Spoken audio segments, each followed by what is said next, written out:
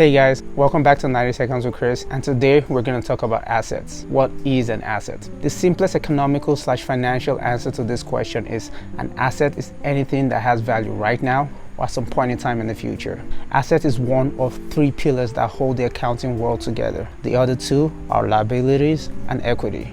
Let's go back to the bakery example. I needed $10,000 for startup, but I only had $2,000 to put down. As a result, I had to come up with a difference of $8,000 through issuing stocks and bonds. After raising this $10,000, regardless of how I raised it, that $10,000 is considered to be the company's cash asset, as this $10,000 has a value today of $10,000. Assets can be further subdivided into two types, namely short-term or current assets and long-term or non-current assets. Back to the bakery example. Say we used our $10,000 we just raised to purchase an oven for $2,000, a refrigerator for $1,000, and mixers for $500, and we decided to keep the remaining $6,500 in cash. That $6,500 cash is considered to be a short-term asset, as it's already in the most liquid state an asset could possibly be in, which is cash. On the other hand, our oven, refrigerator, and mixers are considered to be long-term or non-current assets, as I don't plan on liquidating these assets anytime soon, and even if I did,